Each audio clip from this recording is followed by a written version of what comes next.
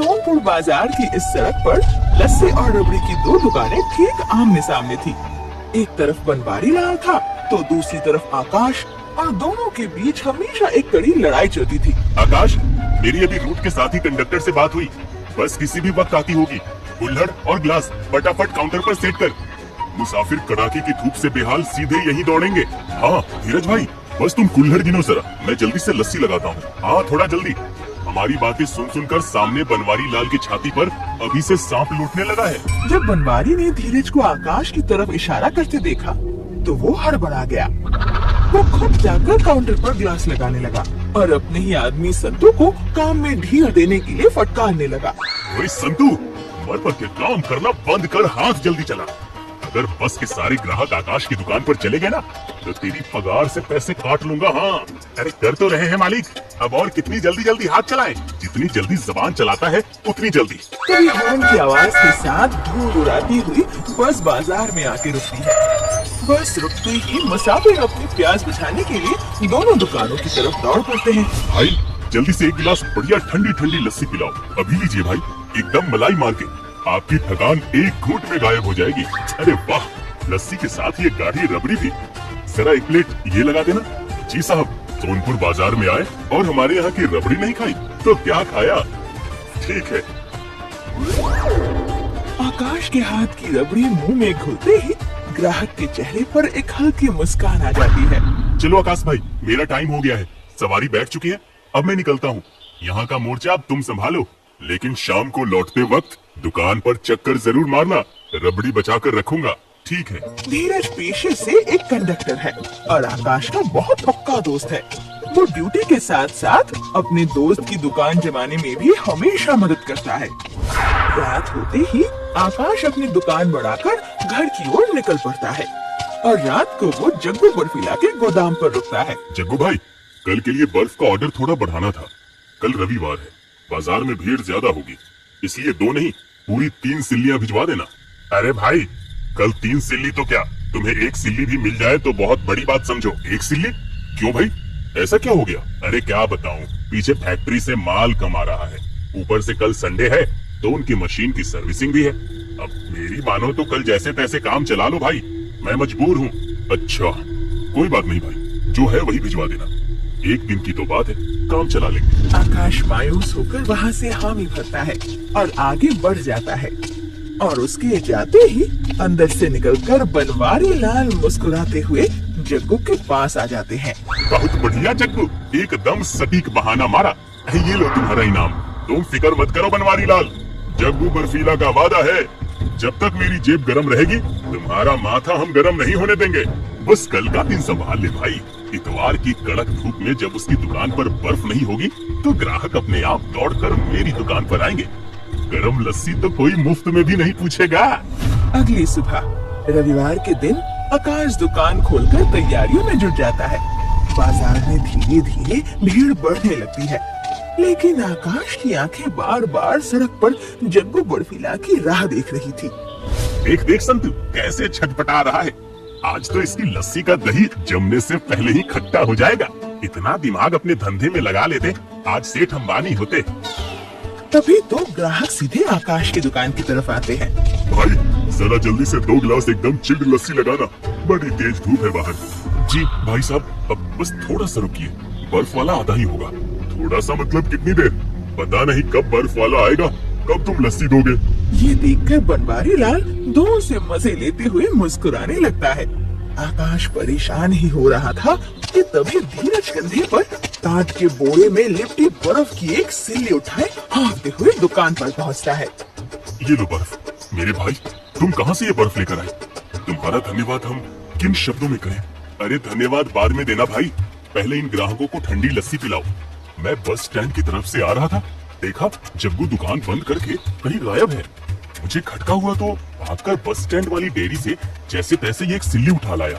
इतनी जल्दी में बस यही एक जुगाड़ लग पाया। ये 1 सिल्ली भी इस वक्त मेरे लिए सोने के बराबर है भाई। अरे अब तो लस्सी मिलेगी ना? हाँ बस मैं अभी लस्सी तैयार करता हूँ। ये नजारा देख बनवारी लाल के चेहरे का रंग उड़ जाता है। वो गुस्से और जलन में तमतमा उठता है।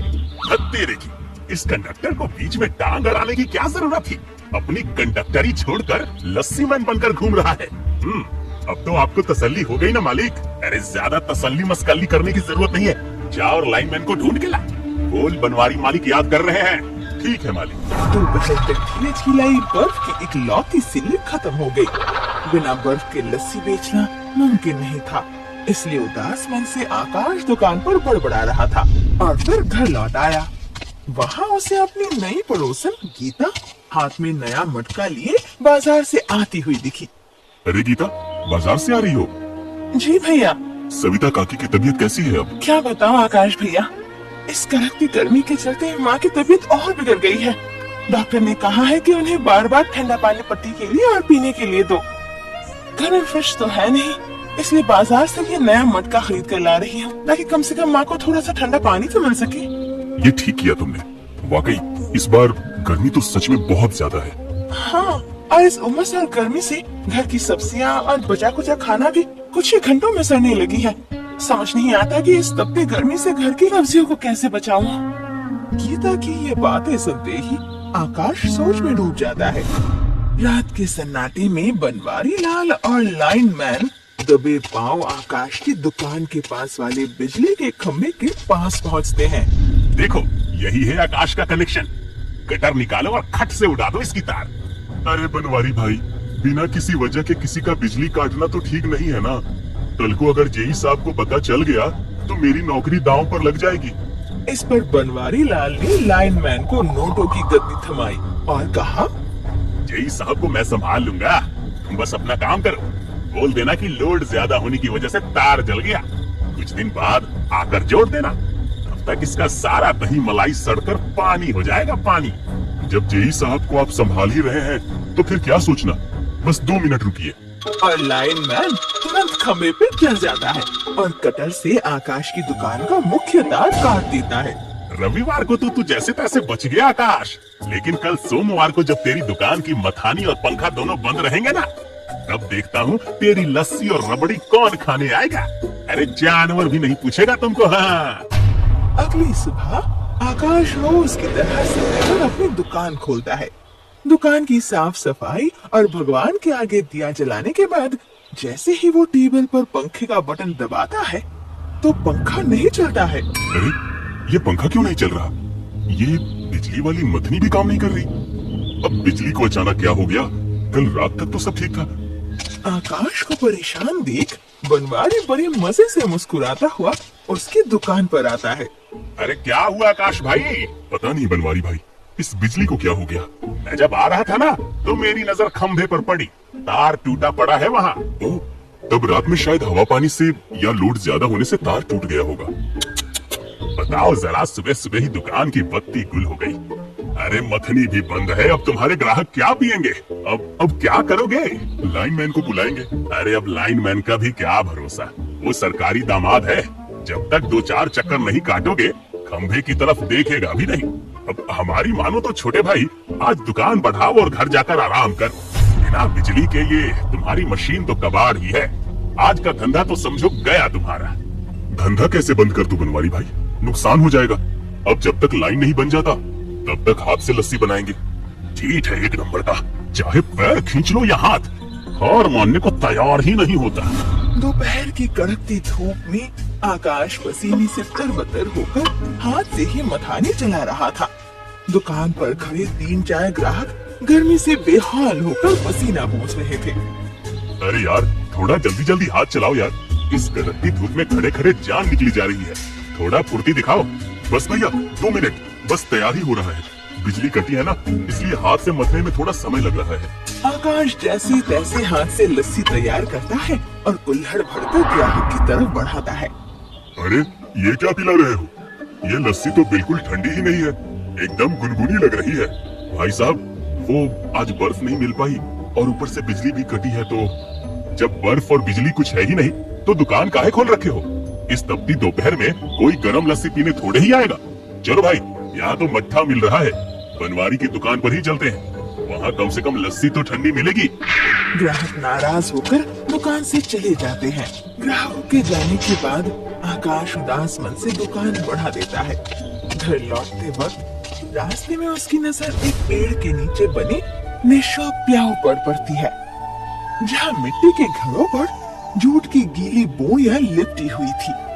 तभी एक बूढ़ा आदमी अपने कबाड़ का ठेला लेकर प्याऊ के पास रुकता है। आहा, धन्य हो जिसने भी ये प्याऊ लगाया है। बाहर इतनी आग बरस रही है, पर इस गीली बोरी के जादू से मटके का पानी एकदम बर्फ जैसा ठंडा है। कलेजा तृप्त हो गया। बूढ़े आदमी की बात सुनते ही आकाश वही ठिठक जाता है। मटके पर लिपटी गीली बोरी को देखते ही अचानक उसके दिमाग में एक बत्ती जल जाती है। मटके पर लिपटी गीली बोरी, बाहर से गर्म हवा और अंदर का पानी एकदम ठंडा। अरे भाई, अगर विज्ञान का ये नियम मटके के पानी को ठंडा रख सकता है, तो वो मेरी दुकान के दही को क्यों नहीं बचा सकता? मिल गया रास्ता। बूढ़ा आदमी अपना ठेला संभालते हुए आगे बढ़ने लगता है।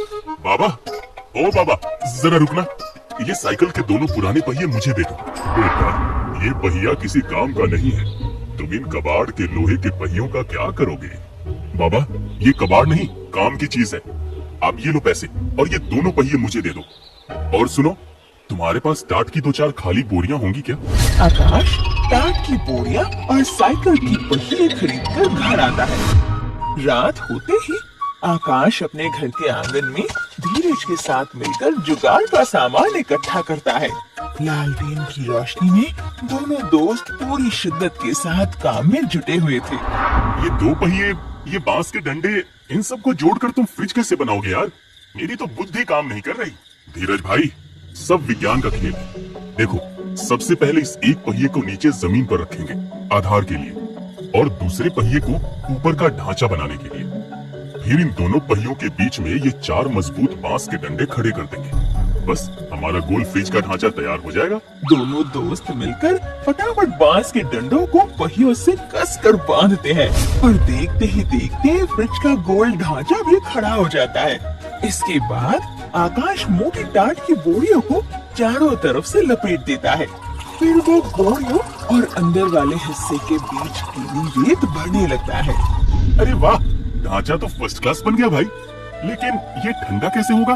क्या इसमें बर्फ भरेंगे? ना भाई ना, बर्फ का झंझट ही खत्म। इस ढांचे के सबसे ऊपर हम पानी से भरा मिट्टी का मटका रखेंगे।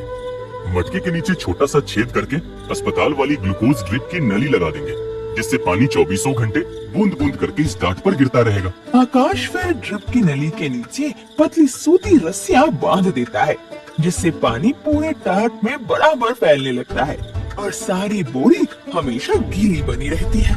लेकिन यार, सिर्फ गीली बोरी और रेत से चीजें ठंडी कैसे होंगी? हाँ धीरज, यही तो असली विज्ञान है। जब बाहर की सूखी हवा इस गीली टाट से टकराएगी, तो टाट का पानी धीरे धीरे भाप बनकर उड़ने लगेगा। पानी को उड़ने के लिए गर्मी चाहिए होती है, इसलिए वो इस पूरे ढांचे की गर्मी अपने साथ खींच लेगा। बस इसी वजह से अंदर ठंडक पैदा होगी और ये गीली रेत उस ठंडक को काफी देर तक संभाल कर रखेगी। ओहो, मतलब बिना बिजली के भी अंदर का सामान ठंडा रहेगा। बिल्कुल, इसलिए इस देसी फ्रिज को छांव और हवादार जगह पर रखेंगे। इसमें सामान रखने के लिए लकड़ी के पटरे, पतले बांस और टूटी चारपाई की रस्सियों से मैं 2 मंजिला रैक बनाऊंगा। इसकी रस्सियों वाली जाली से ठंडी हवा पूरे फ्रिज में घूमेगी, जिससे इसमें रखी सब्जियां, फल, दही और लस्सी लंबे समय तक एकदम ताजा और ठंडी रहेगी। वाह मेरे भाई, मान गए तुम्हारी खोपड़ी को। ये तो सचमुच का गांव का देसी फ्रिज बन गया। इसका सबसे पहले इस्तेमाल तुम कल अपनी दुकान पर करना और अपने ग्राहकों को ठंडी लस्सी और रबड़ी देना। अब आकाश की दुकान पर अनोखा गांव का देसी फ्रिज रखा हुआ था। फ्रिज के अंदर मिट्टी के बर्तनों में दही, ठंडी लस्सी और रबड़ी सची हुई थी। आहा, मजा आ गया आकाश भाई। लस्सी हो तो ऐसी, इस कड़कती धूप में कलेजा एकदम ठंडा हो गया। और ये रबड़ी देखो यार, एकदम गाढ़ी और ठंडी ठंडी। कल तो तुम्हारी लस्सी गुनगुनी लग रही थी, आज अचानक ऐसा क्या जादू कर दिया? हाँ, दुकान में न बिजली है न कहीं बर्फ दिख रही है। ये सब इस देसी फ्रिज का कमाल है। बिना बिजली और बिना बर्फ के ये मेरी लस्सी और रबड़ी को एकदम मलाईदार और ठंडा रखता है। आकाश की दुकान पर भीड़ देख गांव के मुखिया चौधरी जी भी वहां आकर रुके। क्या बात है भाई, इतनी भीड़? मुखिया जी, यहाँ इतनी भीड़ इस देसी फ्रिज की लस्सी पीने के लिए लगी है? अच्छा, तो हमने क्या गुनाह किया है भाई? अरे हमें भी पिलाओ। मुखिया जी ने जैसे ही लस्सी का एक घूंट पिया, उनके तो मानो पर ही निकल आए हो। मान गए भाई, शहर का महंगा फ्रिज भी इसके आगे फेल है। इसमें रखी लस्सी का स्वाद तो एकदम सोंधा और गजब का आ रहा है। जरा एक कुल्हड़ और लगाना आकाश। देखते ही देखते आकाश का देसी फ्रिज पूरे सोनपुर में मशहूर हो गया। अपनी दुकान खाली देख बनवारी लाल जनन से पागल हो गया था। इसलिए उसी दोपहर जैसे ही आकाश 2 मिनट के लिए दुकान से हटा, बनवारी अपने नौकर संतू के साथ दबे पांव वहाँ पहुँच जाता है। याद रखना संतू, हाथ साफ होना चाहिए, किसी को रत्ती भर भी भनक ना लगे, ताकि जब ये फटे तो पूरे गांव को यही लगना चाहिए कि इस आकाश का कबाड़ वाला जुगाड़ ही जानलेवा था। चिंता मत करिए मालिक, ये केमिकल और चूना जैसे ही मटके के पानी में मिलेगा गैस का गुब्बारा बन जाएगा। पर मालिक, कहीं हम भी लपेटे में ना आ जाएं। साले अभी नहीं फटेगा, तू बस चुपचाप मटके की ड्रिप वाली नली खोल और ये मसाला अंदर डाल। संतू दबे पांव फ्रिज के पास जाता है। वो मटके का ढक्कन हटाकर ऊरिया का पाउडर पानी में पलट देता है। फिर ग्लूकोज ड्रिप की नाली के बल्ब को पूरी तरह बंद कर देता है, ताकि मटके के अंदर की हवा बाहर ना निकल सके और दबाव बढ़ता रहे। अब होगा धमाका कुछ ही देर में। आए बड़े सत्यानाशिष्ट बनने। वो साइंटिस्ट होता है मालिक? अरे नहीं रे, ये सत्यानाशिष्ट ही है, मेरे धंधे का सत्यानाश करने आया है। धीरे धीरे मटके के अंदर बंद गैस धूप की गर्मी पाकर तेजी से फैलने लगती है और मिट्टी का मटका अंदरूनी दबाव से थरथराने लगता है। तभी अचानक एक जोरदार धमाके के साथ मिट्टी का मटका चिथरे चिथरे होकर हवा में उड़ गया। पास के घरों से लोग चौंक कर बाहर आने लगे। अरे मोरी मैया, बिजली का ट्रांसफार्मर उड़ गया क्या? अरे ये तो आकाश का फ्रिज फटा है। अरे बाप रे बाप, देखो कैसे परखच्चे उड़ गए। अरे सब लोग दूर हटो भैया, कहीं कोई और बला ना फट जाए। दुकान पर भीड़ देखकर आकाश दौड़ते हुए दुकान पर आया। देख लिया आप सबने, बिना पढ़े लिखे विज्ञान का ऐसा खतरनाक प्रयोग करने से क्या होता है, हैं? ये कलमुहा पूरे गांव को ले डूबेगा। हाँ मालिक, आज तो सिर्फ मटका फटा है, कल को पूरी दुकान उड़ जाती तो क्या होता? ऐसे जानलेवा खिलवाड़ को गांव में बर्दाश्त नहीं किया जाना चाहिए। आकाश जैसे हक्का बक्का रह गया और मटके के टुकड़ों और बिखरी हुई गीली रेत को देखने लगा। उसकी आंखों में आंसू थे। उसे समझ नहीं आ रहा था कि जिस विज्ञान पर उसे इतना भरोसा था वो ऐसे कैसे फेल हो गया। ऐसा कैसे हो सकता है? मटके में गैस कैसे बन सकती है? ये तो नामुमकिन है। बनवारी के भड़काई बातों में आकर डरे हुए गांव वाले धीरे धीरे वहां से चले जाते हैं। तभी बदहवास हालत में दौड़ता हुआ धीरज वहां पहुंचता है। आकाश, ये क्या सुन रहा हूँ मैं? मटका फट गया? कैसे भाई? पता नहीं धीरज भाई, विज्ञान का जो नियम सदियों से काम कर रहा था वो आज अचानक बम कैसे बन गया? मेरी समझ से बाहर है। अरे हट, विज्ञान कभी झूठ नहीं बोलता। मिट्टी का मटका और पानी चाहे कितनी भी धूप हो कभी ब्लास्ट नहीं कर सकते। इसमें पक्का कोई झोल है। धीरज बिखरे हुए मलबे की बारीकी से जांच करने लगता है। अचानक उसकी उंगलियों में कुछ सफेद गाढ़ा पाउडर लग जाता है। वो उसे सूंघता है और फिर जीभ पर चखता है। चूना और ये अजीब सी गंध, ये तो वही तेज केमिकल है जो लोग अपनी दुकान के चूहे मारने के लिए लाते हैं। और ये देखो, ड्रिप की नली का वाल्व जानबूझकर पूरा बंद किया गया है। इसका मतलब ये किसी ने जानबूझकर किया है। ये काम बस एक ही आदमी कर सकता है। रुक, आज इसकी लंका मैं खुद ढाऊंगा। तुम बस मेरे साथ चौधरी जी के घर चलो। थोड़ी ही देर में धीरज और आकाश गांव के मुखिया चौधरी जी को साथ लेकर बनवारी के दुकान पर धमकते हैं। अरे चौधरी जी, बाल आ गई। अच्छा हुआ आप आ गए। इस आकाश की दुकान तो अब हमेशा के लिए बंद ही करवा दीजिए। हाँ, अबे वही बनवारी, दुकान आकाश की नहीं तुम्हारी बंद होगी। हम सब जानते हैं कि तुमने ही आकाश के फ्रिज वाले मटके में चूना और केमिकल मिलाया था ताकि गैस के दबाव से वो फट जाए। अरे सबूत क्या है तुम्हारे पास? कुछ भी अंट-शंट बक रहे हो। बिना सबूत के इल्जाम लगाया ना तो मानहानि का केस ठोक दूंगा। हम सबूत लाए हैं बनवारी लाल। बनवारी के पैरों तले जमीन खिसक जाती है जब उसने लाइनमैन को सिर झुकाए खड़ा देखा। पूरे गांव की लाइन ठीक है तो सिर्फ आकाश के दुकान की तार कैसे टूट गई? लाइनमैन ने सब उगल दिया कि तुमने पैसे देकर आकाश की दुकान का मुख्य तार कटवाया था और ये चूने और केमिकल का इंतजाम भी तुमने इससे ही करवाया है। मुझसे बहुत बड़ी गलती हो गई चौधरी जी। इस बनवारी लाल ने ही मुझसे ये सब करने को कहा था ताकि आकाश भाई का धंधा ठप हो जाए। बनवारी लाल, तुमने एक निर्दोष का धंधा बर्बाद करने की साजिश रची, सरकारी संपत्ति को नुकसान पहुंचाया और पूरे गांव की जान खतरे में डाली। हमारी पंचायत का फैसला है कि आकाश की दुकान का जितना भी नुकसान हुआ है उसकी बाई बाई तुम अपनी जेब से भरोगे और आज के आज तुम पुलिस के हवाले किए जाओगे। अरे नहीं चौधरी जी, अब अनर्थ हो जाएगा। मुझे पुलिस के हवाले मत कीजिए, मुझसे बहुत बड़ी भूल हो गई। सच्चाई अब सामने आते ही आकाश पर सबका भरोसा और बढ़ गया। उसने दुकान पर नया देसी फ्रिज लगाया जहां अब ठंडी लस्सी रबड़ी तो मिल ही रही थी। साथ ही गांव वाले आकाश को अपने लिए ऐसा फ्रिज बनाने का ऑर्डर भी देने लगे। सविता जी और गीता अपने घर के आंगन